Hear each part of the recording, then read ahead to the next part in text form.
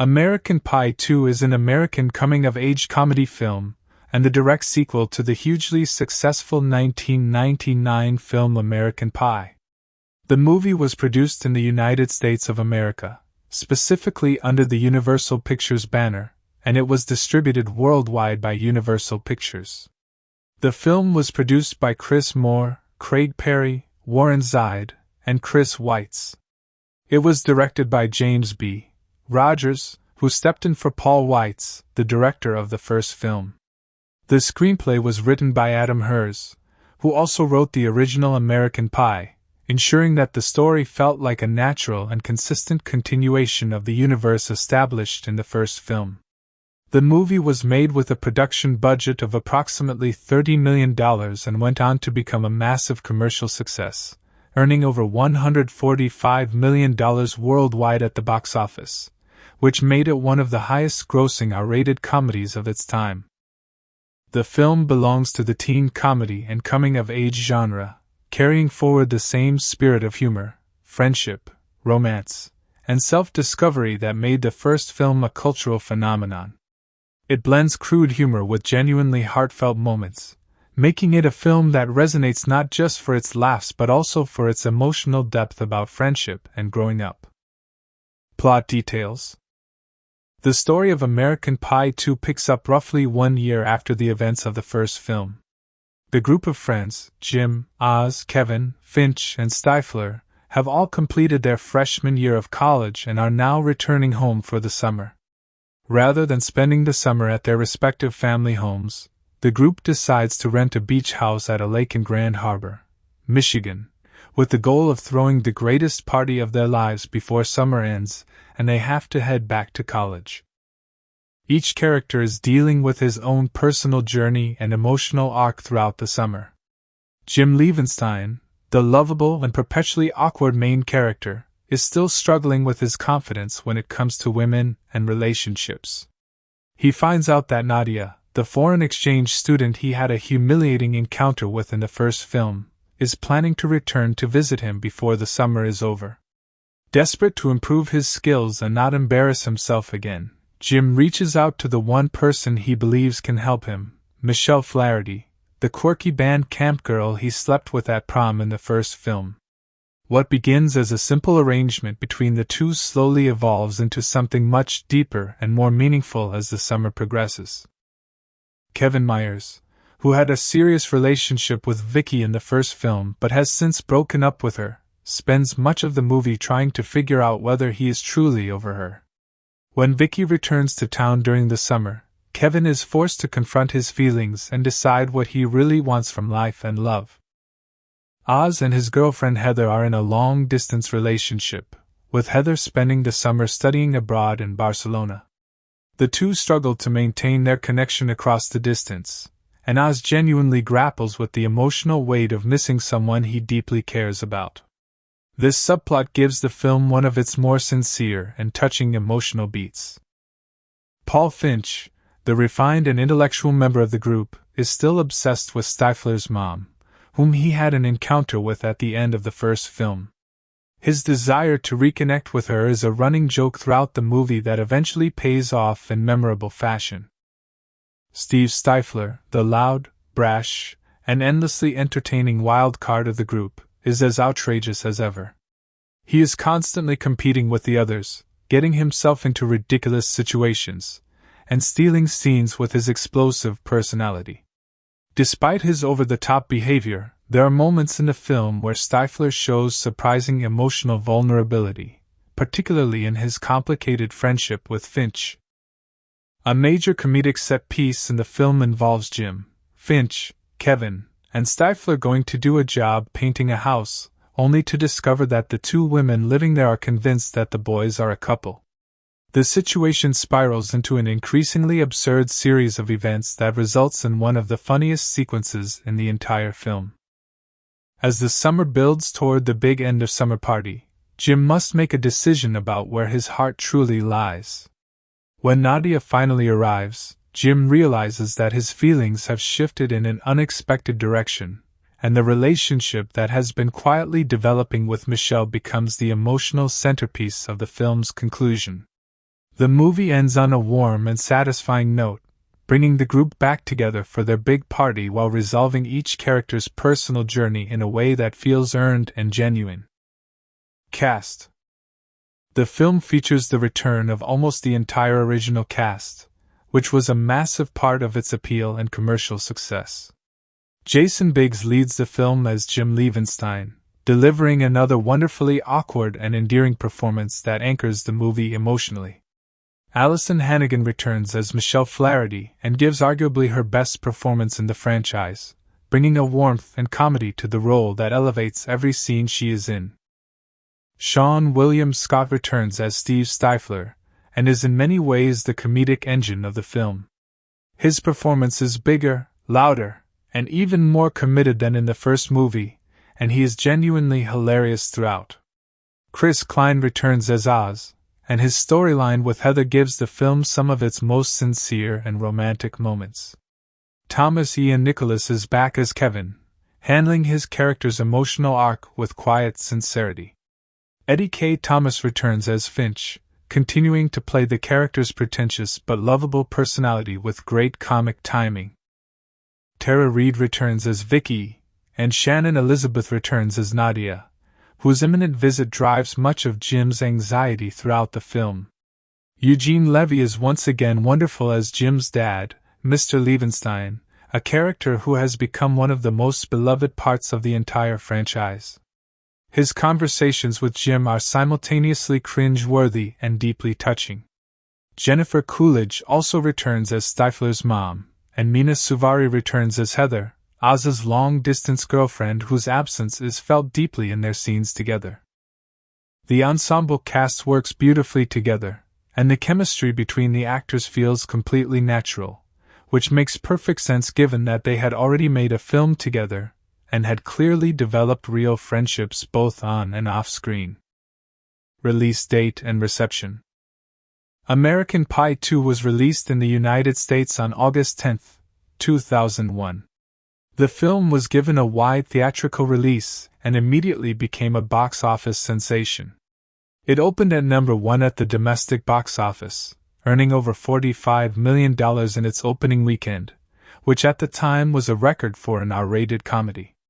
The film went on to gross approximately $145 million domestically and around $287 million worldwide, making it one of the most financially successful comedies of 2001 and one of the most profitable sequels of that era relative to its budget. Critics had a mixed but generally positive response to the film. Many acknowledged that while it did not necessarily surpass the original, it delivered exactly what fans of the first movie were looking for: more laughs, more heart, and more time with characters they had come to genuinely love. The film holds a respectable rating and is widely remembered as one of the better comedy sequels of its generation. Trailer and promotion. The theatrical trailer for American Pie 2 was released ahead of the film's August 2001 debut and quickly circulated across television and early internet platforms. The trailer effectively captured the tone of the movie, leading with the humor and the returning cast while teasing the central storylines without giving too much away. The promotional campaign leaned heavily into nostalgia and the enthusiasm of fans who had loved the first film, and it worked exceptionally well. The trailer highlighted Stifler's comedy, Jim's awkwardness, and the beach house setting, giving audiences a clear sense of the fun summer adventure that awaited them. Legacy. American Pie 2 remains a significant piece of early 2000s pop culture. It helped establish the American Pie franchise as one of the defining comedy series of its era and paved the way for 2 more sequels, American Wedding in 2003 and American Reunion in 2012, as well as a long-running series of direct-to-video spin-off films. The characters of Jim, Michelle, Stifler, and the rest of the gang became cultural touchstones for an entire generation of moviegoers who grew up watching these films. The movie perfectly captures the feeling of a summer between chapters of life, that bittersweet, exhilarating space between who you were and who you are becoming. American Pie 2 Complete Story. The story of American Pie 2 begins at the end of the first year of college. Jim, Kevin, Oz, Finch, and Stifler have all gone their separate ways for their freshman year, attending different schools and living different lives. But as summer approaches, there is a natural gravitational pull that brings old friends back together. The group reunites, and almost immediately the energy between them feels exactly the same as it always did: loud, chaotic, warm, and full of the kind of comfort that only comes from people who have known each other for years. It is Stifler who first plants the idea of renting a beach house for the summer. He wants the group to spend the entire summer together at a lake house, throw the biggest party of their lives at the end of the season, and essentially pick up right where high school left off, only now with more freedom, more money from summer jobs, and no parents watching over them. The idea takes hold quickly. The boys agree, pool their resources, and rent a house on the lake in Grand Harbor, Michigan. From the moment they arrive, the house becomes the center of their world, a place where friendships are tested, feelings are confronted, and everyone slowly figures out who they are becoming. Jim Levenstein arrives at the beach house carrying a very specific kind of anxiety. He has received word that Nadia, the beautiful foreign exchange student from the first film, the girl whose webcam incident became the most embarrassing moment of his life, is planning to visit him before the summer ends. Jim is both thrilled and terrified by this news. His experience with Nadia in the first film lasted approximately 2 seconds before everything went wrong, and he is desperate not to repeat that humiliation. He convinces himself that he needs to spend the summer preparing, becoming more confident, more skilled, and more composed before Nadia arrives. In a moment of both desperation and strange logic, Jim decides to call Michelle Flaherty. Michelle is the girl he slept with at prom night in the first film, the one who told him about band camp and left him both bewildered and strangely fond of her. Jim figures that since Michelle has more experience than he does, and since she is the one person he has actually been intimate with, she is the ideal person to help him practice and improve. He calls her, explains his situation without much grace, and Michelle, being Michelle, agrees to help him in her own blunt and matter-of-fact way. The two of them begin spending time together that summer under this arrangement, with Michelle essentially acting as his coach. What neither of them expects is what starts to happen between them over the course of those sessions. At first, the dynamic is completely transactional and slightly absurd. Michelle gives instructions, Jim fumbles, and the whole thing is played entirely for laughs. But gradually, something shifts. They start talking more. They start laughing together. Jim begins to realize that Michelle is not just quirky and funny but genuinely interesting, and Michelle begins to see Jim not as a project but as someone she actually enjoys being around.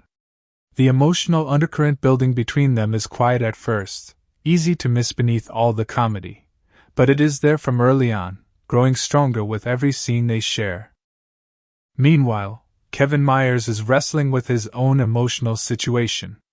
He and Vicky broke up after prom, and he spent all of freshman year telling himself and everyone around him that he was completely over her. He has practically built his entire post-high school identity around being the guy who moved on. But when Vicky comes back into town during the summer, and the two of them are inevitably thrown together again, Kevin quickly realizes that what he felt for her did not simply disappear because he wanted it to. The sight of her, the conversations they have, the familiar ease between them all conspire to make Kevin question everything he believed about where he stood emotionally. He spends a good portion of the film in this internal tug-of-war, going back and forth between wanting to rekindle things with Vicky and accepting that the relationship has genuinely run its course. His scenes with Vicky are gentle and bittersweet, and they carry a kind of quiet maturity that gives the film some of its more grounded emotional moments. Ultimately, Kevin comes to understand that you can love someone and still recognize that the two of you are not meant to continue forward together. It is one of the more understated but genuinely affecting arcs in the entire movie. Oz is dealing with an entirely different kind of heartache.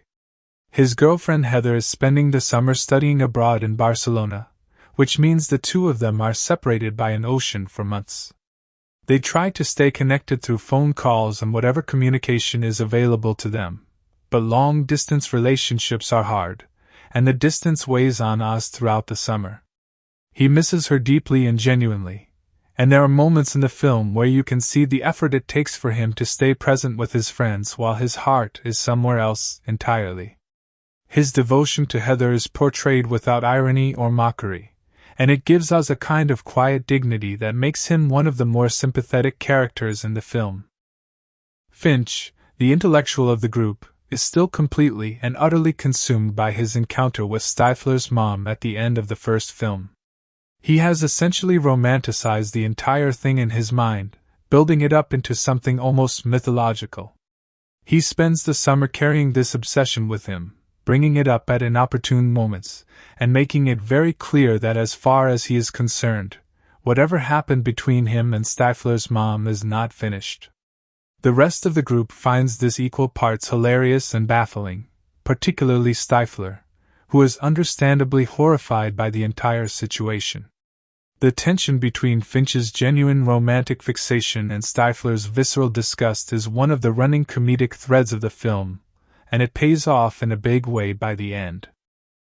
Stifler himself is the chaotic heart of the entire film. He is louder, more outrageous, and more committed to his persona than ever before. He throws himself into every situation with maximum energy and zero filter, and his scenes are consistently the funniest in the movie. Sean William Scott plays Stifler with such complete conviction that even his most absurd moments feel grounded in an actual human being rather than a cartoon. There is a scene early in the film where Stifler accidentally drinks a cup that does not contain what he thinks it contains, and the aftermath of that scene is one of the most purely comedic sequences in the entire franchise. But Stifler also has a more vulnerable side that the film occasionally lets peek through. His relationship with the group is complicated. He is simultaneously the person who irritates everyone the most and the person who would do anything for them.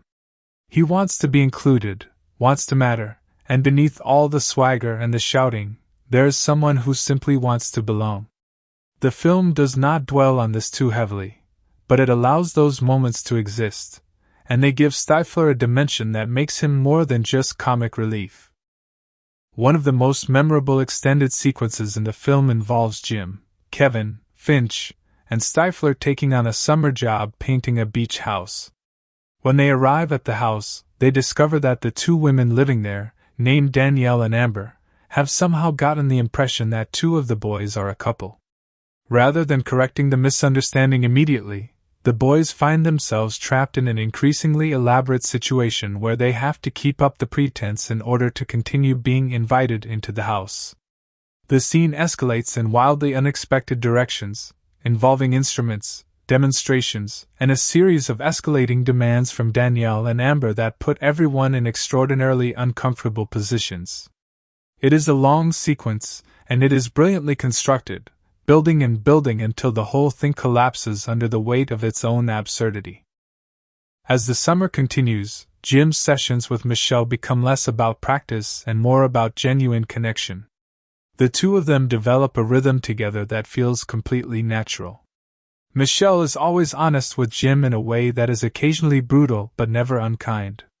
She tells him what she thinks, does not sugarcoat anything, and somehow manages to make him feel both embarrassed and entirely comfortable at the same time.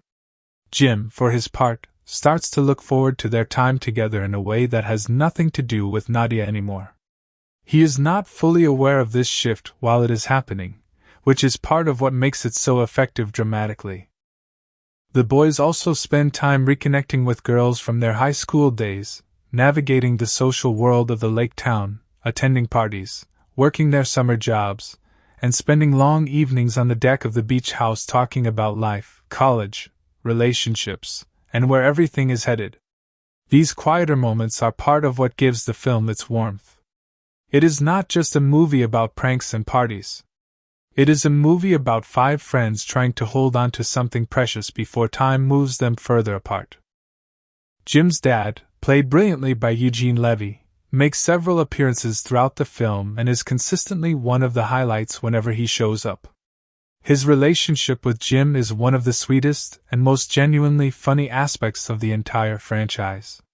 He always shows up at exactly the wrong moment, always says exactly the wrong thing in exactly the most sincere and well-meaning way possible, and always leaves Jim simultaneously mortified and somehow reassured.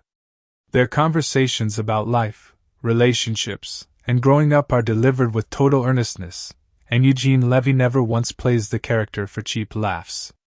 He plays him as a real person who genuinely loves his son and genuinely has no idea how inappropriate he is being, and the result is comedy that also manages to be touching.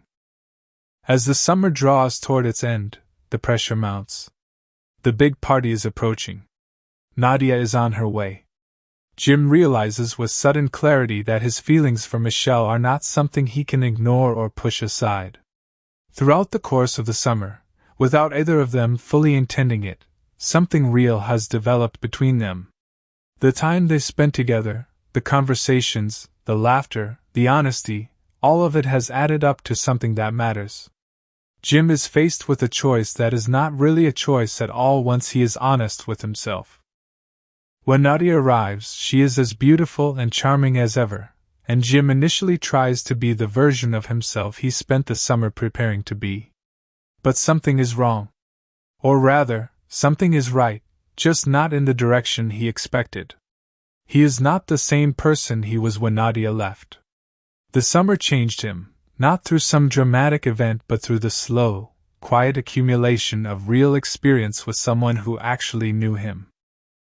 The resolution between Jim and Michelle is not sudden or dramatic. It arrives the way real things arrive, gradually and then all at once. Jim goes to Michelle and is honest with her about what he feels. Michelle, who has clearly been experiencing her own version of the same emotional shift, responds with the same directness and honesty she brings to everything. The moment between them is genuinely sweet and earns every bit of the warmth it carries. The end of summer party arrives and it is everything Stifler promised it would be. The house fills with people, the music plays, and the group of friends finds themselves together one more time before summer ends and life pulls them in different directions again. Kevin makes his peace with how things stand between him and Vicky, accepting it with more grace than he expected he could. Oz and Heather are reunited as she returns from Barcelona, and the joy of that reunion is played completely straight, and is all the more effective for it. Finch finally gets the moment he has been waiting for all summer when Stifler's mom makes her appearance at the party, much to Finch's absolute delight and Stifler's absolute horror. The film closes on a note that feels genuinely earned. Everyone has grown, not in a grand or obvious way, but in the small and honest ways that real growth actually happens. Jim has found something real with Michelle. Kevin has found a kind of freedom in letting go. Oz has proven that love can survive distance if it is real enough. Finch has gotten exactly what he wanted. And Stifler, loud and impossible and irreplaceable Stifler, is still exactly who he is, which is somehow both the funniest and most reassuring thing about the whole film. American Pie 2 is ultimately a movie about the summer between chapters of life, that specific, bittersweet, electric feeling of being between who you were and who you are going to be. It captures that feeling with genuine affection and remarkable accuracy, and that is why it has stayed with audiences for as long as it has. American Pie 2 actor's life history. Jason Biggs. Jason Biggs was born on May 12, 1978, in Pompton Plains, New Jersey. He grew up in a middle-class family, and showed an interest in performing from a very early age. His parents were supportive of his passion, and he began pursuing acting as a child, landing his first professional role at the age of 6 in a television commercial. From there, his career in front of the camera developed steadily throughout his childhood and teenage years. Before he ever became a movie star, Jason Biggs built a serious foundation in theater and television. He appeared on the long-running American soap opera As the World Turns for several years during the 1990s, playing a recurring character and gaining valuable experience in front of live cameras and within the demanding schedule of daytime television. This period of his career taught him discipline and gave him a level of professional maturity that many young actors his age simply did not have. His big break in film came in 1999 when he was cast as Jim Levenstein in the original American Pie. The role required him to commit to some of the most embarrassing and physically comedic situations ever put on screen, and Biggs threw himself into the character without hesitation. The film became a massive cultural phenomenon, and Jason Biggs became one of the most recognizable young faces in Hollywood overnight. His natural charm, his willingness to be completely vulnerable and ridiculous on screen, and his genuine likability made Jim one of the most beloved characters in teen comedy history. Following the success of American Pie, Biggs continued to work steadily in Hollywood. He appeared in films like Loser, Saving Silverman, and Jersey Girl, and he returned to the American Pie franchise for American Pie 2, American Wedding, and eventually American Reunion in 2012, which brought the entire original cast back together. Beyond the franchise, he found a significant new audience when he joined the cast of the Netflix original series Orange is the New Black, playing Larry Bloom, the fiancé of the lead character. The show became a cultural phenomenon in its own right and introduced Biggs to an entirely new generation of viewers. In his personal life, Jason Biggs has been married to actress and author Jenny Mullins since 2008.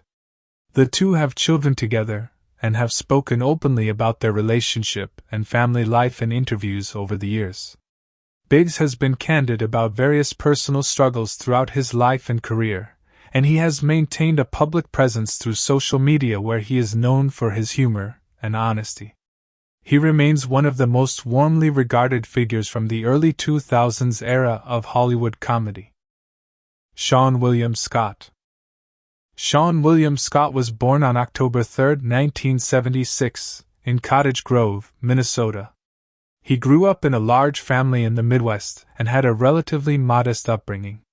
From an early age, Scott had an instinct for performance and comedy, though his path to Hollywood was not as straightforward as some of his contemporaries. He studied theater and worked hard to develop his craft before moving to Los Angeles to pursue his career seriously. Before landing the role that would change his life, Seann William Scott had very limited credits to his name. He had done some small television work and minor appearances, but nothing that suggested the level of stardom that was about to arrive.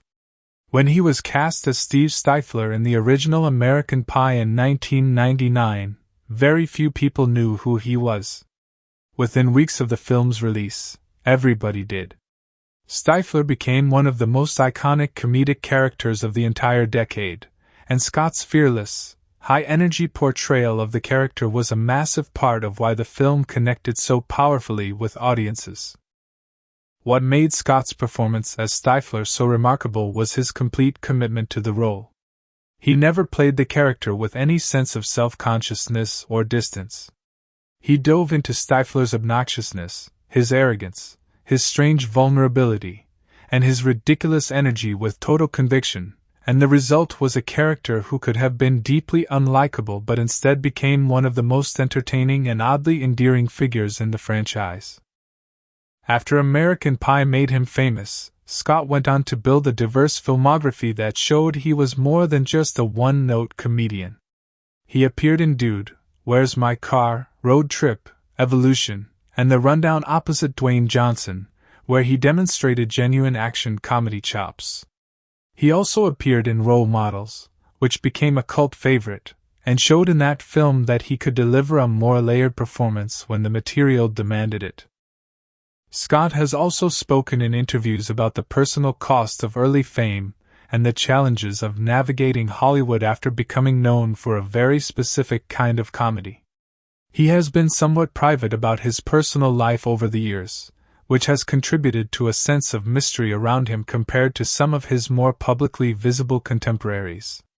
In 2019, it was reported that he had sought treatment for issues related to mental health, and he has spoken about the importance of taking care of oneself beyond the demands of a career.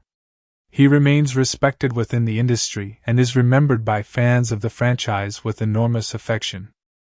Alyson Hannigan. Alyson Hannigan was born on March 24, 1974, in Washington, D.C. She was raised primarily in Atlanta, Georgia, after her parents divorced when she was young. Her mother recognized her daughter's natural charisma and personality early on and encouraged her to pursue acting. Hannigan began her career as a child, appearing in commercials and small television roles throughout the 1980s. She was a working child actor who managed to transition into adult roles successfully, which is something many child performers struggle to do. Her early career included appearances in various television shows and a few minor film roles, but it was in the late 1990s that Alyson Hannigan truly found her footing as a performer. She was cast as Willow Rosenberg in Buffy the Vampire Slayer, the critically acclaimed television series created by Joss Whedon. The show debuted in 1997 and ran for 7 seasons, and Hannigan's portrayal of Willow became one of the defining performances of the entire series. She began the show as the shy, bookish best friend of the lead character and gradually evolved into one of the most powerful and complex characters on television. Her arc across 7 seasons was remarkable, encompassing comedy, romance, tragedy, and some of the most dramatic storytelling the show ever attempted. She received enormous praise for her work and built an incredibly devoted fan base through the series. In between her years on Buffy, Hannigan appeared in the original American Pie in 1999 as Michelle Flaherty, the band camp girl whose single line of dialogue became one of the most quoted and parodied moments in comedy film history. The role was relatively small in the first film, but the character made an enormous impression, and when the sequel was being developed, Hannigan was brought back with a significantly expanded role.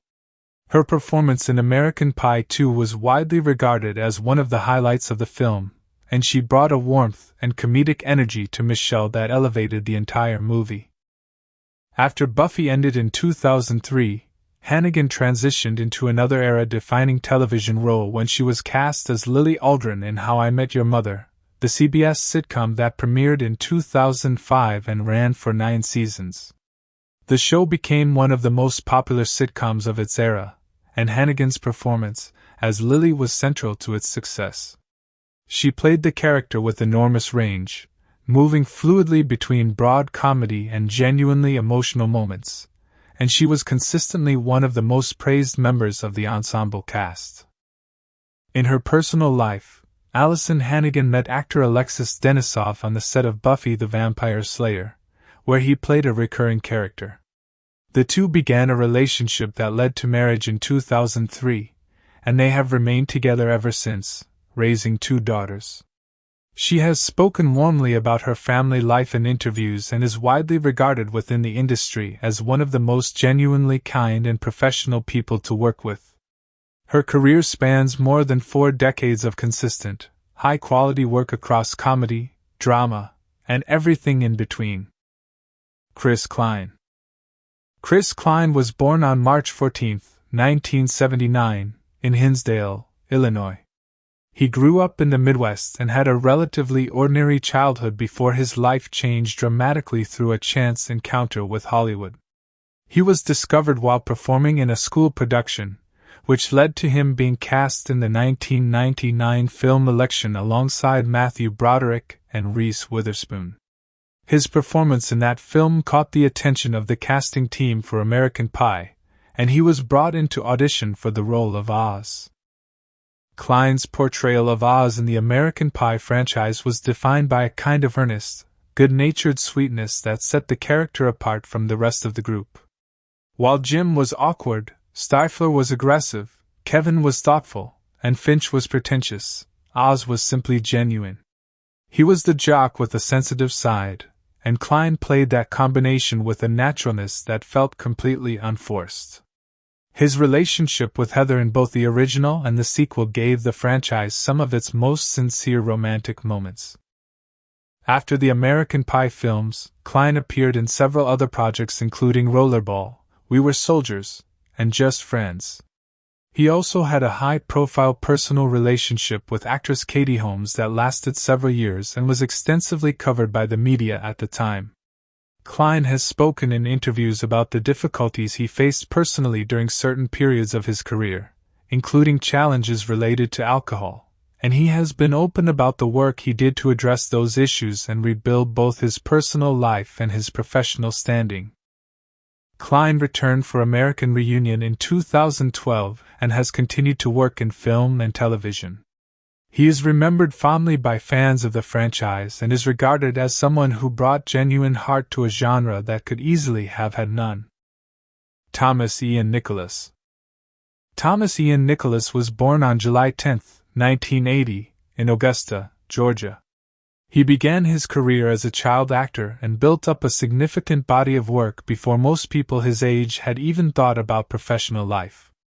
He is perhaps best known outside of the American Pie franchise for his role in The Rookie of the Year in 1993, a family comedy in which he played a young boy who becomes a Major League Baseball pitcher after an injury heals his arm in an unusual way. The film was a commercial success and made Nicholas a recognizable face among younger audiences in the early 1990s.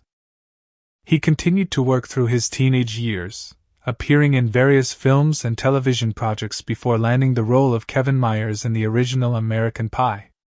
Kevin is in many ways the emotional anchor of the group, the one who feels things most deeply and who carries the weight of relationships with the most seriousness. Nicholas brought a quiet sincerity to the role that grounded the film whenever the comedy around him threatened to become too chaotic. Beyond acting, Thomas Ian Nicholas has also pursued a career in music, performing and recording as a musician. This dual passion has been a consistent part of his life and identity alongside his acting work. He returned for American Reunion alongside the rest of the original cast and has continued working in both film and music throughout his career. Eddie K. Thomas. Eddie K. Thomas was born on October 31, 1980, in New York City. He grew up in New York and developed an interest in performing through his school years. He attended the prestigious FIR LaGuardia High School of Music and Art and Performing Arts, the same school that inspired the film and television series Fame, which gives some indication of the seriousness with which he approached his craft from an early age. His role as Paul Finch in the American Pie franchise allowed him to play one of the more deliberately affected and comically pretentious characters in the series. Finch is a character who drinks gourmet coffee, meditates, speaks with a kind of theatrical intellectualism, and generally presents himself as being above the chaos around him, until of course the chaos catches up with him in the most undignified ways possible. Thomas played the character with perfect comic timing and a kind of deadpan composure that made the moments when Finch's dignity collapsed all the funnier. After the American Pie franchise, Thomas went on to appear in a number of other projects in both film and television. He had a recurring role in the television series Scorpion, which ran on CBS for 4 seasons and was based on the real-life story of a group of genius hackers working with the government to solve complex problems. The show gave Thomas an opportunity to demonstrate a different range than what audiences had seen from him in comedy, and he received positive feedback for his work on the series. He returned for American Reunion and continues to work steadily in the entertainment industry. Eugene Levy. Eugene Levy was born on December 17, 1946, in Hamilton, Ontario, Canada. He is one of the most distinguished comedy performers of his generation, with a career that stretches back more than 5 decades and spans virtually every medium of entertainment. He studied at McMaster University and became involved in theater early in his adult life, which eventually led him to the Second City Comedy Troupe in Toronto, one of the most famous and influential comedy institutions in North America. At Second City, Levy developed and refined his comedic sensibility alongside some of the most talented performers of his era. He was a founding cast member of the legendary Canadian sketch comedy series SCTV, which ran from the late 1970s into the 1980s and is widely regarded as one of the greatest sketch comedy programs ever made. Levy's work on SCTV demonstrated an extraordinary range, from sharp political satire to absurdist character comedy, and it established him as one of the finest comedy writers and performers in the business. Throughout the 1980s and 1990s, Levy appeared in numerous films, including several Christopher Guest mockumentaries such as Waiting for Guffman, Best in Show, A Mighty Wind, and For Your Consideration. His collaboration with Guest produced some of the most beloved comedic films of those decades, and Levy's ability to create fully realized, deeply funny characters through improvisation was consistently remarkable. He received numerous award nominations for this work and built an extraordinary reputation as a performer's performer.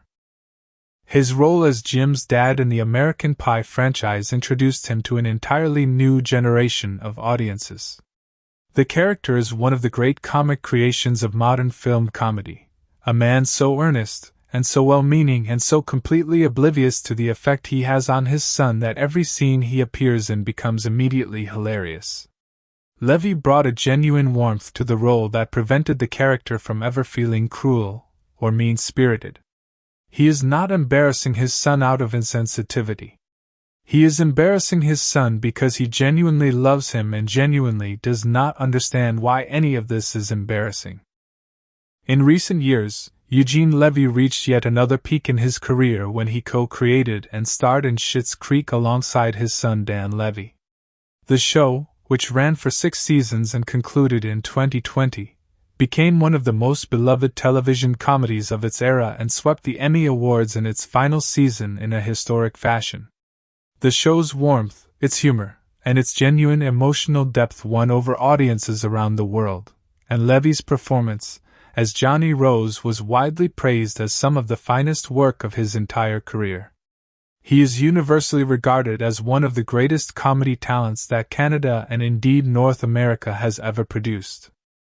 Jennifer Coolidge. Jennifer Coolidge was born on August 28, 1961, in Boston, Massachusetts. She grew up in a wealthy family in Norwell, Massachusetts, and attended the Cambridge School of Weston before pursuing her interest in acting more seriously. She trained at the American Academy of Dramatic Arts in New York City and later became involved with the Groundlings, the legendary Los Angeles-based improvisational and sketch comedy theater company that has produced some of Hollywood's most talented comedic performers over the decades. Her work with the Groundlings helped her develop the particular brand of comedy she became known for, a style built on total commitment to her characters, an ability to play obliviousness with devastating precision, and a physical and vocal presence that is entirely unlike anyone else working in the business. She began building her career through small roles in films and television throughout the 1990s. Her role as Stifler's mom in the American Pie franchise made her an icon. The character exists in relatively few scenes across the films, but the impact of those scenes is enormous. Coolidge plays the character with a kind of magnificent self-assurance that is simultaneously hilarious and oddly impressive. She never plays the joke. She simply is the joke, fully and without apology, and the result is one of the most memorable supporting characters in the franchise. Coolidge went on to collaborate extensively with Christopher Guest in his series of mockumentaries, appearing in Best in Show, A Mighty Wind, and For Your Consideration, and demonstrating in those films that her comedic range was far wider than any single role could suggest. She built a devoted following over the years through a combination of her film work and her various television appearances. Her career reached extraordinary new heights later in life when she appeared in Mike White's HBO series The White Lotus. Her performance in the first season was widely praised, and her work in the second season earned her an Emmy Award, a Golden Globe, and a Screen Actors Guild Award, among other honors.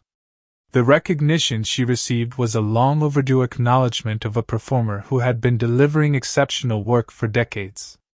Coolidge became one of the most celebrated figures in Hollywood almost overnight, and her story became an inspiring example of a career that did not peak early but instead continued to grow and deepen across an entire lifetime of committed, brilliant work. American Pie 2 budget, making of, and funny moments on set. Budget and production overview. American Pie 2 was made on a production budget of approximately $30 million, which was a significant increase from the original American Pie, which had been produced on a much tighter budget of around $11 million. The jump in budget reflected the enormous confidence that Universal Pictures had in the sequel following the runaway success of the first film. The original American Pie had grossed over $235 million worldwide on a shoestring budget, making it one of the most profitable comedies of 1999. And the studio was more than willing to invest considerably more money into bringing the gang back together for a second adventure. The increased budget allowed the production to do things that simply were not possible on the first film. The beach house setting, which serves as the central location of almost the entire movie, required the production team to find and dress a real lakeside property that could serve as the boys' summer home. The location scouting process took time and resources, and the team eventually settled on a property that could be dressed and lit to look like the perfect summer escape, while also accommodating the large crew and cast needed to film there over an extended period. A significant portion of the budget went toward the location itself, the dressing of sets, and the logistical challenges of filming largely outdoors in a Rio residential area. The production also had the added cost of reassembling one of the largest ensemble casts in recent teen comedy history.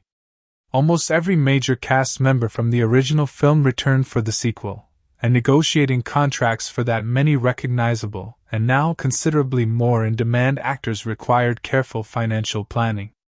After the success of the first film, Jason Biggs, Sean William Scott, Allison Hannigan, and the rest of the cast were no longer unknown quantities. They were established names with agents and representatives who understood their value, and the studio had to reflect that in the deals they made. Beyond the cast and locations, the budget also covered the elaborate practical comedy sequences that the film required. American Pie 2 is a film built around physical comedy, escalating situations, and scenes that require precise coordination between performers, camera operators, and stunt coordinators. The famous painting house sequence, for example, required careful staging and multiple takes to get every beat of the escalating comedy exactly right. These kinds of sequences are deceptively expensive because even though they look spontaneous on screen, they require enormous amounts of preparation and repetition to execute properly. The film's marketing budget was reportedly on a similar scale to the production budget, which was standard practice for a major studio release of this kind. Universal invested heavily in television advertising, theatrical trailers, and promotional events to build awareness for the film ahead of its August 2001 release date. The marketing campaign was considered extremely effective, and the film opened to record-breaking numbers for an R-rated comedy, suggesting that every dollar spent on promotion delivered a significant return. In the end, American Pie 2 grossed approximately $145 million domestically and around $287 million worldwide, making it one of the highest-grossing comedies of 2001 and one of the most profitable sequels relative to its budget in Hollywood history at that time. The return on investment was extraordinary, and it confirmed that the American Pie franchise was not a one-hit wonder but a genuine cultural property with lasting audience appeal. The making of the film. The decision to make a sequel to American Pie was not taken lightly by the filmmakers and the studio. There was a genuine concern among the creative team that the first film had worked so perfectly as a self-contained story that trying to continue it might dilute what made it special. The original film had a very clear narrative arc, a group of friends making a pact before prom, and that arc had a definitive conclusion. Creating a sequel meant finding a new framework that felt equally organic and equally honest to the characters. Adam Hers, who wrote the original screenplay, returned to write the sequel, which was a crucial decision in maintaining the voice and tone of the franchise. Hers understood the characters deeply and knew how to write comedy that was rooted in genuine human embarrassment and emotion rather than simply crude humor for its own sake. His approach to the sequel was to ask what these characters would realistically be doing 1 year later, and the answer he arrived at, renting a beach house for the summer between freshman and sophomore year of college, felt immediately right. It was the kind of thing that actual young people in that situation would genuinely do, and grounding the premise in that kind of authenticity gave the film its foundation. Director James B. Rogers stepped in for Paul Weitz, who had directed the original and was not available to return for the sequel. Rogers had a background in comedy and worked closely with the cast to maintain the particular tone that the first film had established. This was no small task because the chemistry between the ensemble cast was one of the most essential ingredients of the original, and recreating that chemistry without the director who had initially established it required trust, communication, and a great deal of collaborative effort from everyone involved. Rehearsals for the film were reportedly extensive, particularly for the more complex comedic sequences. The cast spent significant time together before filming began, which helped re-establish the group dynamic that audiences remembered from the first film.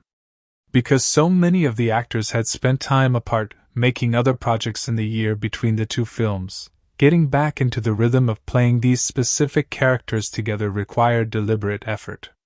By all accounts, the chemistry between the cast reasserted itself fairly quickly once they were back in the same room together, which speaks to the genuine friendships that had developed among the ensemble during the production of the original.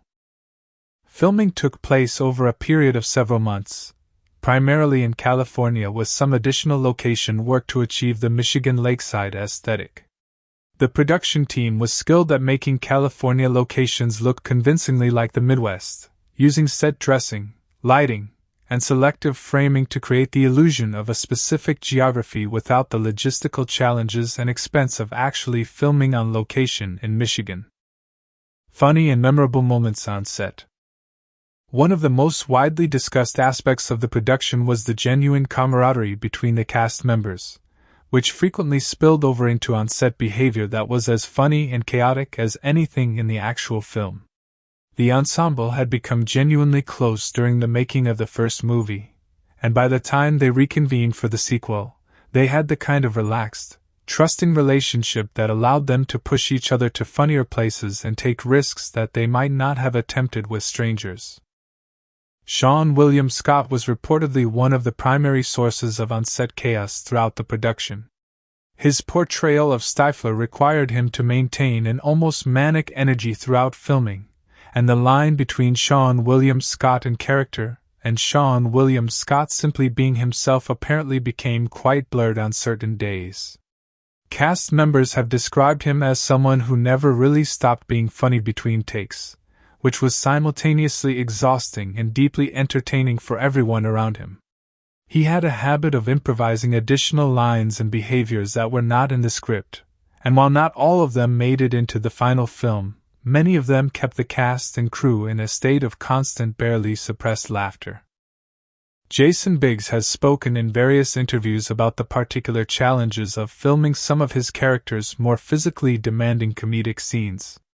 Jim Levenstein is a character defined by his complete inability to handle embarrassment with any dignity, and bringing that quality to life on camera requires Biggs to commit to levels of physical and emotional vulnerability that most actors would find deeply uncomfortable.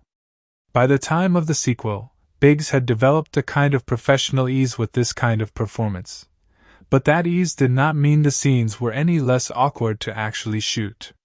He has described certain sequences as requiring so many takes to get right that by the end of a long day of filming the same embarrassing moment over and over, the entire cast and crew were in a state of total helpless laughter that had long since crossed the boundary between genuine amusement and simple delirium.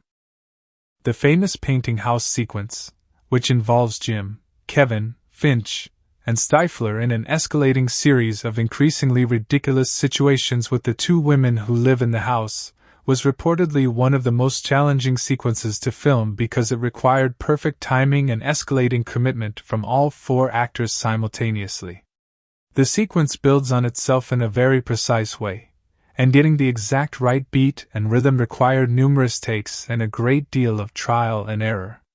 According to various accounts from behind the scenes, the filming of this sequence involved a significant amount of improvisation and experimentation, with the actors trying different approaches and readings in search of the exact combination that would hit hardest.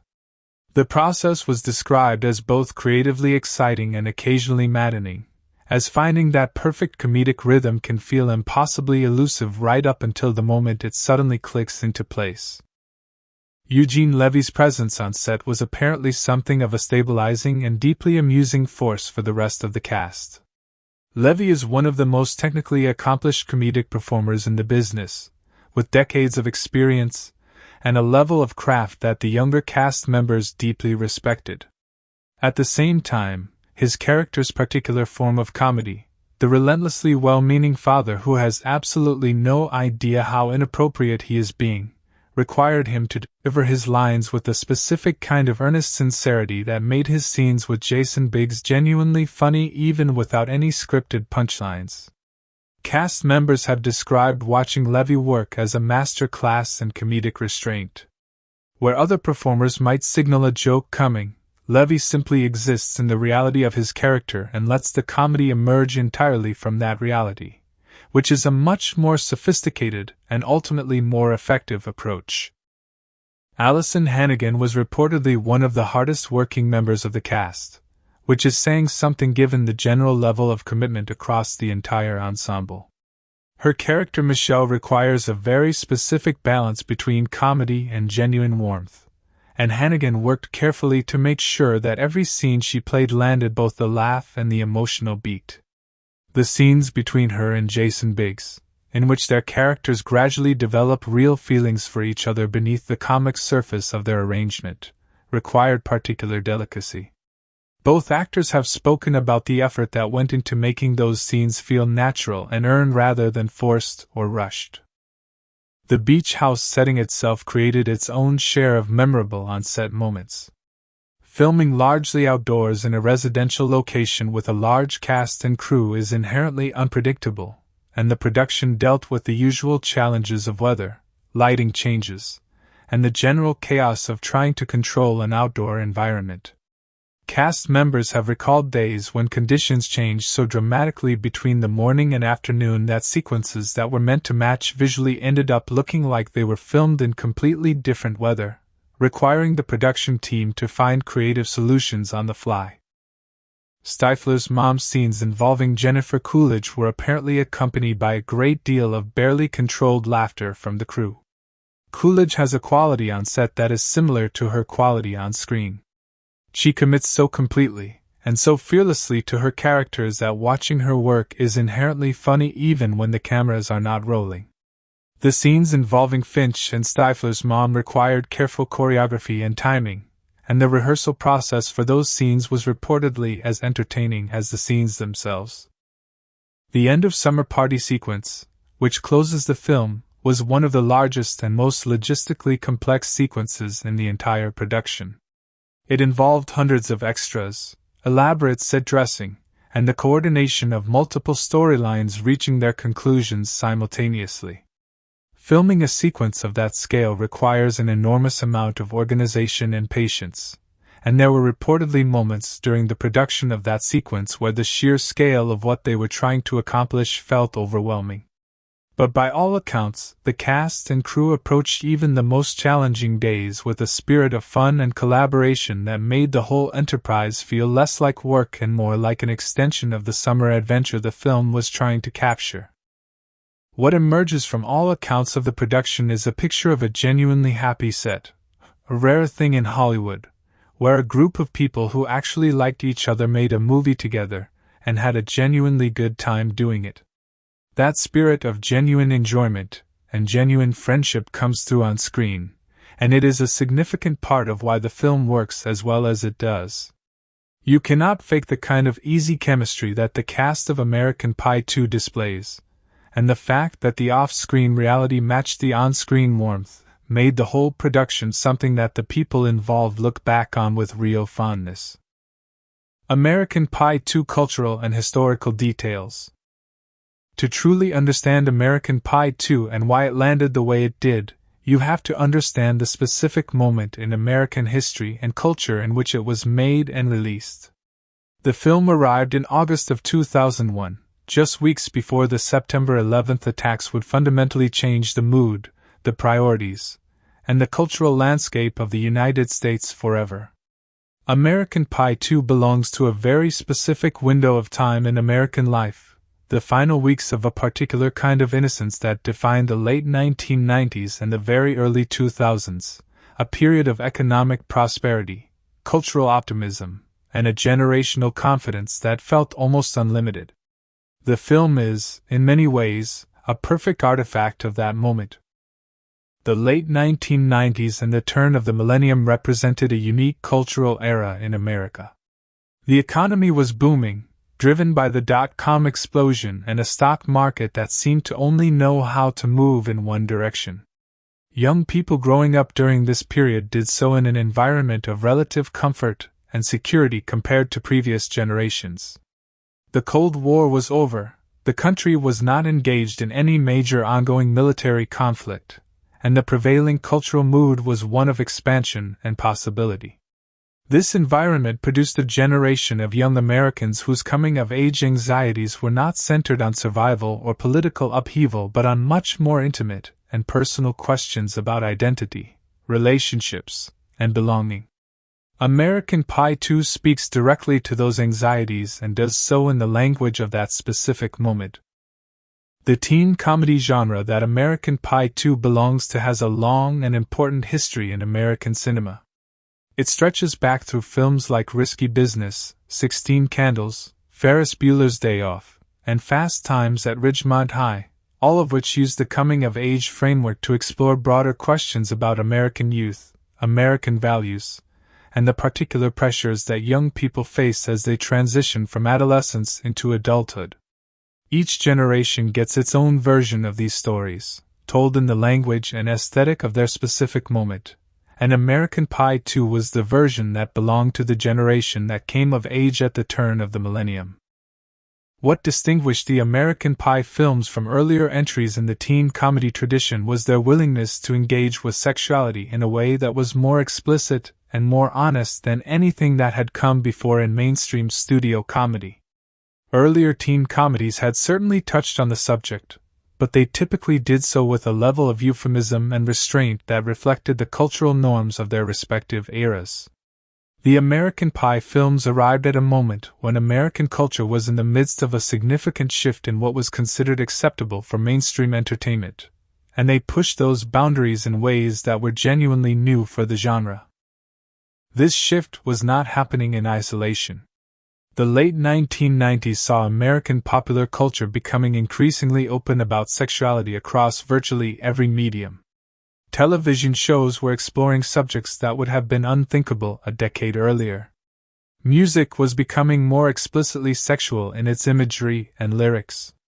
The Internet, which was still relatively new as a mainstream phenomenon during this period, was already beginning to change the way young people accessed information and engaged with content. The American Pie films reflected and in some ways accelerated these changes, normalizing conversations about sexuality in a mainstream comedy context that reached enormous audiences. The Internet itself plays a fascinating role in the cultural history of the original American Pie and by extension the sequel. The webcam sequence in the first film, in which Jim's encounter with Nadia is accidentally broadcast to the entire school over the Internet, was one of the earliest mainstream film depictions of Internet-based public humiliation. The concept of something private becoming instantly and uncontrollably public through digital technology was still relatively new and novel for most audiences in 1999, and the sequence captured something genuinely new about the emerging cultural landscape. By the time American Pie 2 arrived in 2001, the Internet was even more embedded in daily life, and the anxieties the first film explored around technology and privacy were becoming increasingly relevant to a broader population. The beach house setting of American Pie 2 connects the film to a much older tradition in American culture, the summer as a space of freedom, self-discovery, and transformation. In American cultural mythology, summer has always occupied a special place. It is the season of possibility, the time when normal rules are suspended and people, particularly young people, are allowed to exist outside the structures that define their everyday lives. From classic American literature to decades of popular music and film, the summer has been treated as a kind of sacred space in the national imagination, a time when important things happen, when identities are formed, and when the person you are going to become begins to come into focus. American Pie 2 draws on this tradition very deliberately. The decision to set the film during a summer at a lakeside house is not merely a narrative convenience. It places the story within a specifically American cultural framework that carries enormous emotional weight for audiences. The lake house, the warm evenings on the deck, the end of summer party, all of these elements tap into a deeply embedded cultural mythology about what summer means and what it represents in the American imagination. The film uses this framework to explore questions about friendship, loyalty, love, and identity that are timeless but feel particularly resonant in the specific context of American youth culture.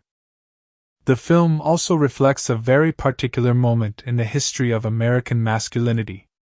The late 1990s and early 2000s were a period of significant cultural conversation about what it meant to be a man in America, as traditional models of masculinity were being questioned and renegotiated in popular culture. The American Pie franchise was part of this conversation, though it engaged with it primarily through comedy rather than through any explicit social commentary. The male characters in the film are allowed to be vulnerable, emotionally expressive, romantically sincere, and thoroughly incompetent in ways that would have been less acceptable in earlier eras of American cinema, which expected its male leads to project confidence and competence even in the most absurd situations. Jim, Oz, Kevin, and Finch are all, in various ways, works in progress, young men trying to figure out who they are and what they want, and the film treats this incompleteness not as a weakness but as something deeply human and deeply relatable. The character of Stifler is particularly interesting from a cultural and historical perspective. He represents an older, more aggressive model of American masculinity, the loud, confident, sexually boastful alpha male who operates entirely on the basis of social dominance and physical confidence. In the context of the late 1990s, Stifler was already being treated as a kind of comedic relic, a figure who was funny precisely because his approach to manhood was so exaggerated and so obviously inadequate. The film does not exactly critique Stifler. It does not have the ambition or the inclination to do that explicitly. But it does consistently undercut him, placing him in situations where his bravado fails him and where the more emotionally evolved approaches of his friends turn out to serve them better. In this way, the film participates in a broader cultural conversation about masculine identity without ever becoming polemical or heavy-handed about it. The friendship at the center of the film also reflects something important about the cultural values of the generation that grew up watching it. The late 1990s and early 2000s saw a growing emphasis in popular culture on friendship and chosen family as primary emotional relationships. Television shows like Friends and later How I Met Your Mother were built entirely around the idea that the people you choose to surround yourself with can be as important and as sustaining as any romantic relationship or biological family bond. American Pie 2 participates in this cultural moment, treating the friendship between the five main characters as the emotional core of the story. The romantic subplots are important, but they exist within a larger narrative about a group of friends trying to hold on to each other as life begins to pull them in different directions. The film was released during a period when the American studio system was producing a large number of R-rated comedies aimed at young male audiences. The success of the original American Pie had demonstrated that this kind of film could be enormously profitable, and a wave of similar projects followed in its wake. American Pie 2 arrived at the peak of this wave and benefited from the enthusiasm that audiences had developed for the genre. At the same time, it distinguished itself from many of its imitators by maintaining the emotional sincerity and genuine character development that had made the original so effective. Where many films tried to replicate only the crude humor of American Pie without understanding that the humor worked because it was grounded in real human feeling, the sequel understood what had actually made the original connect and preserved those qualities. Historically, the timing of the film's release takes on a particular significance in retrospect. American Pie 2 opened on August 10, 2001, and was still in theaters when the September 11th attacks occurred just a few weeks later. The attacks fundamentally altered the cultural landscape of America, and the carefree, sun-drenched, consequence-free world of American Pie 2 suddenly felt like a document from a different era. The summer of 2001 became, in the collective American memory, the last summer of a particular kind of innocence, and films like American Pie 2 that were released during those final weeks carry that historical weight whether they intended to or not. In the years that followed, the American Pie franchise continued to reflect and engage with the cultural changes happening around it. American Wedding in 2003 dealt with the transition to adult life and commitment. American Reunion in 2012 explored what it means to revisit your youth from the vantage point of middle age. But American Pie 2 occupies a unique position in the franchise because it exists in that specific and irreplaceable moment between youth and adulthood, between the world before and the world after, between the summer that was and the autumn that followed. The film also has an interesting relationship to the broader history of American comedy as an art form. The kind of ensemble comedy it represents, built around a group of friends navigating life transitions with equal measures of humor and heart, has roots that go deep into American theatrical and cinematic tradition. From the comedies of Preston Sturges in the 1940s to the ensemble films of John Hughes in the 1980s, American comedy has repeatedly returned to the idea that life's most significant moments are best understood through laughter, and that genuine human connection is the thing that makes the chaos of existence bearable. American Pie 2 belongs to this tradition and carries it forward into its own specific cultural moment with considerable skill and genuine affection. The music used throughout the film also tells an important cultural story. The soundtrack reflects the specific sonic landscape of the early 2000s, blending pop-punk, alternative rock, and mainstream pop in ways that feel entirely of their moment. Music in film is always a kind of cultural timestamp, and the choices made in American Pie 2 locate the film precisely in its era in a way that is immediately recognizable to anyone who lived through that period. Hearing that music now is like opening a very specific door in the memory, transporting the listener back to a particular moment in cultural history with remarkable precision. The legacy of American Pie 2 in American popular culture is significant and lasting. Lines and scenes from the film entered the cultural vocabulary of an entire generation and have remained there for more than 2 decades. The film has been referenced, parodied, and quoted in countless contexts across television, film, and digital media. The characters it created became cultural touchstones, recognizable to people who have never seen the film simply through the process of cultural osmosis. This kind of staying power is rare and speaks to the degree to which the film captured something real and universal about a specific kind of human experience. In the end, American Pie 2 is not just a comedy film. It is a cultural document. It tells us something true and specific about who young Americans were at the turn of the millennium, what they valued, what they feared, what they hoped for, and how they understood themselves in relation to each other and to the wider world. It captures a moment that can never be repeated and does so with humor, warmth, and a genuine love for its characters and its audience that has allowed it to endure long after the specific cultural moment that produced it has passed into history. American Pie 2 is a film that operates on multiple levels of irony, and when you sit with its story long enough and examine it carefully against the backdrop of everything that happens across its runtime, you begin to realize that the comedy on the surface is constantly undermined and complicated by a deeper ironic current running beneath it.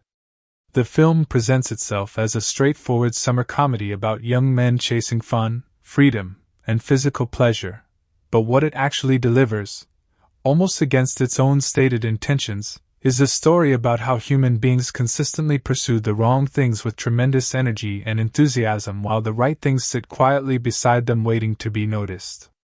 That gap between what the characters think they want and what they actually need is the engine of the film's irony, and it runs through every major storyline from beginning to end. The central irony of the entire film belongs to Jim Levenstein, and it is so perfectly constructed that it deserves extended examination. Jim spends the entire summer preparing himself for Nadia. He reorganizes his priorities, his time, his emotional energy, and his confidence all around this one goal. He reaches out to Michelle, he practices, he works on himself, and he does all of this in the name of being ready for a girl who represents, in his mind, the ultimate measure of his worth and his desirability as a young man. Nadia is beautiful, sophisticated, and foreign, and in Jim's imagination she has become something close to a symbol rather than a person. She is the proof he needs that he is not the awkward, fumbling, perpetually embarrassed version of himself that the world has come to know.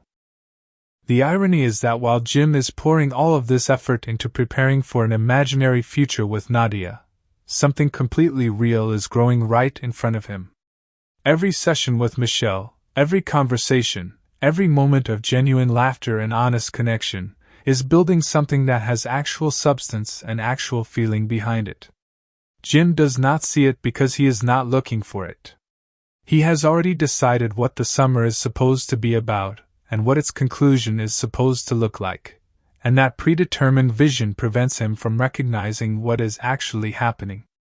He is so focused on what he is preparing for that he completely misses what he is already experiencing, which is one of the oldest and most genuinely human ironies there is. When Nadia finally arrives near the end of the film, the irony reaches its full expression. Jim has spent the entire summer becoming more confident, more emotionally open, and more capable of genuine connection, and he has done all of this ostensibly in service of his relationship with Nadia. But the very qualities he has developed, the openness, the sincerity, the willingness to be vulnerable, are qualities that were developed through his time with Michelle, and they belong to his relationship with Michelle. He has grown into someone capable of real love, and the person he has grown into that kind of person with is not Nadia at all. The preparation produced an outcome it was never intended to produce, which is the most ironic and the most truthful thing the film does. There is also a profound irony in the fact that Michelle, the person who ends up being the emotional center of Jim's summer and ultimately his romantic future, is introduced in the first film as essentially a joke. She is the odd girl from band camp who says strange things and who Jim ends up with only because every other option has fallen through. She is presented as the consolation prize, the unexpected and slightly bewildering result of a prom night that did not go according to plan. The irony is that the consolation prize turns out to be the real prize, and the thing Jim spent the most time and energy chasing was never going to give him what he actually needed. This is not a new irony in romantic storytelling, but American Pie 2 executes it with enough genuine feeling that it transcends the cliché and lands as something emotionally true. Kevin's storyline is built on a different but equally rich irony. He spent the entire time between the first and second film constructing an identity around the idea of having moved on from Vicky. He told himself he was over her. He told his friends he was over her. He built his entire post-high school self-image on this foundation of emotional completion and maturity. The irony is that this elaborate construction of being over someone is itself a sign of not being over them at all. People who have genuinely moved on do not need to insist upon it. They do not need to organize their identity around it. The very effort Kevin has put into convincing himself and others that he is fine is the clearest possible evidence that he is not. When Vicky returns and Kevin is forced to confront his actual feelings rather than the story he has been telling about his feelings, the irony deepens further. He realizes that he does still have feelings for her, But he also realizes through the process of confronting those feelings that the relationship genuinely is over, and that being over someone does not mean the feelings simply disappear. It means accepting that those feelings exist and choosing to move forward anyway. Kevin ends the film having learned something true about himself and about love, but the lesson is almost the opposite of the one he thought he had already learned. He began the summer convinced he had already done the emotional work. The irony is that the emotional work had not even started yet. Oz presents perhaps the most quietly ironic situation in the entire film. He is the character who is most genuinely in love, whose feelings are the most straightforward and the least complicated by self-deception or confusion. He misses Heather. He loves Heather. He wants nothing more than to be with Heather. And yet Oz is the character who spends the most time physically separated from the person he loves, surrounded by all the elements of a summer that is supposed to be about freedom and fun and possibility, and finding almost none of it enjoyable because the one thing he actually wants is not there. He is at a beach party with his best friends in a beautiful setting in the middle of summer, which is everything a young man is supposed to want, and he is quietly miserable because love has made him incapable of enjoying anything that does not include the specific person he loves. The irony of Oz's situation is that the summer, which is supposed to represent peak young male freedom, is experienced by him as a kind of gentle imprisonment. He is free in every external sense, and completely bound in every internal one. His friends are all, in various ways, chasing things they do not fully understand yet, running toward pleasure and away from complication, and Oz has already arrived somewhere beyond all of that without anyone around him fully recognizing it. He already knows what he wants and who he wants it with, and knowing it makes the summer not a liberation but a countdown. Finch's irony is perhaps the most purely comic but also the strangest and most interesting upon examination. Finch is the most intellectually pretentious member of the group, the one who reads philosophy, speaks with deliberate sophistication, and presents himself as someone above the ordinary desires and embarrassments that define the rest of the group. He has constructed an entire persona around the idea of being refined and elevated and somehow separate from the crude mechanics of youth. And yet his singular obsession throughout the film, the thing that preoccupies him more than anything else, is his desire to repeat his encounter with Stifler's mom. There is nothing refined or philosophical about this obsession. It is as raw and as basic and as undignified as any desire in the film, and its collision with Finch's carefully maintained persona is the source of a very particular kind of comedy that is rooted in genuine irony. The man who presents himself as being beyond ordinary desire is revealed to be consumed by one of the most straightforwardly ordinary desires in the story. The irony of Stifler's character is different in kind from that of the others and operates on a broader cultural level. Stifler presents himself as the most free, the most confident, the most in command of any situation he walks into. He is loud about his desires, unapologetic about his behavior, and seemingly impervious to the embarrassment that constantly afflicts the rest of the group. He is, in his own self-image, the one who has everything figured out. The irony is that Stifler is the least self-aware character in the film, and therefore the one most thoroughly trapped by his own limitations. His confidence is real, but it is also a cage. He cannot move beyond the character he has become because he cannot see himself clearly enough to understand that there is anything beyond it. While every other character in the film undergoes some form of genuine development or emotional growth, Stifler remains essentially static, which is played as a comedic constant but which carries a quiet ironic weight when you consider it seriously. He is the one character who ends the summer in exactly the same place he started it, which is both the funniest and in some ways the saddest thing about him. There is also a broader cultural irony embedded in the film's entire premise that becomes more visible when you step back and look at the story from a distance. The film is ostensibly about a group of young men taking control of their summer, making their own choices, living on their own terms.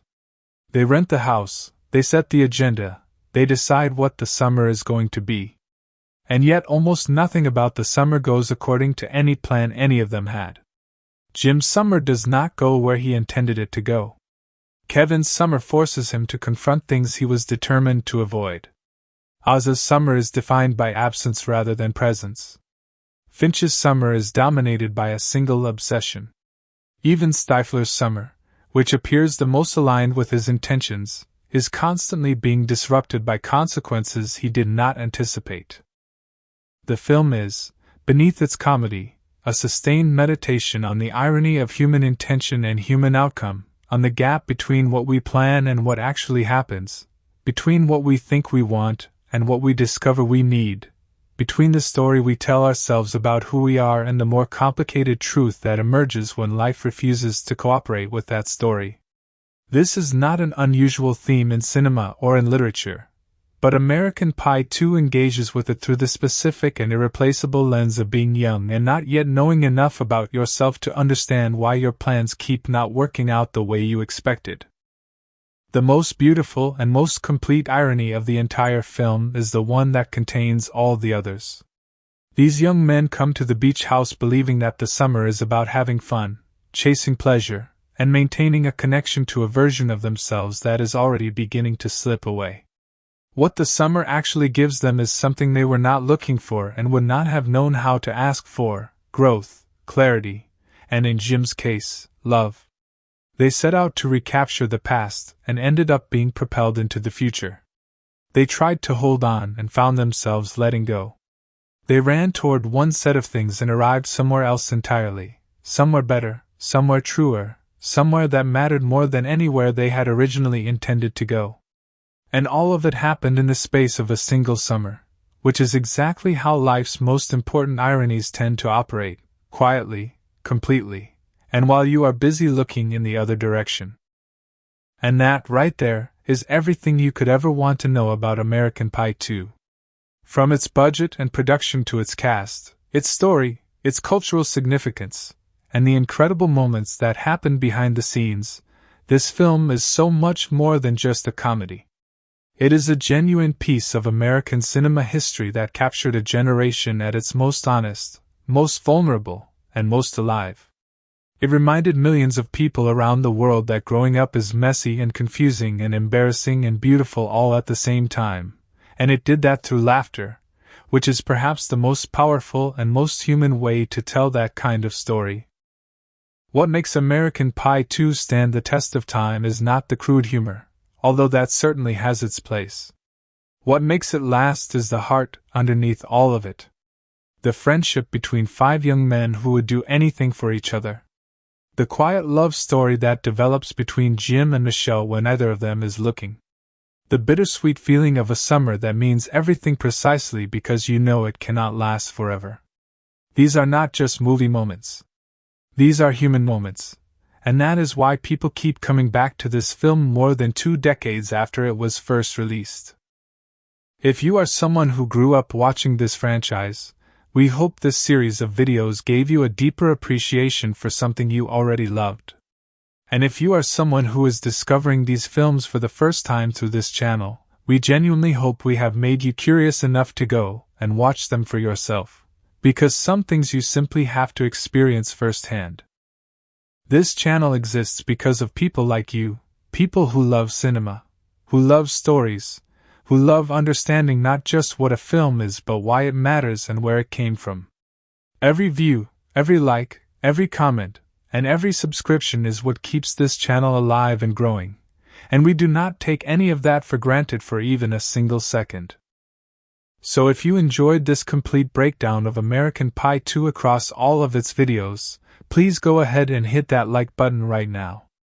It costs you nothing and it means absolutely everything to a channel like this one.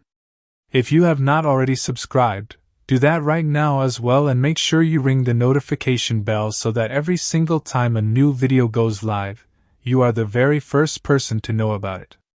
We have so much more coming to this channel, more deep dives, more cast histories, more behind-the-scenes breakdowns, more cultural and historical explorations of the films that shaped a generation, and you do not want to miss a single one of them. And finally, share this video. Share it with your best friend. Share it with the person who watched these films with you back in the day. Share it with someone who needs a reminder of why movies matter and why the stories we grow up watching stay with us forever. Because at the end of the day, that is what this channel is really about. It is about connection. It is about memory. It is about sitting down together, even if only through a screen, and talking about the things that made us feel something. Thank you from the absolute bottom of our hearts for watching, for supporting, and for being part of this community. We will see you in the next one.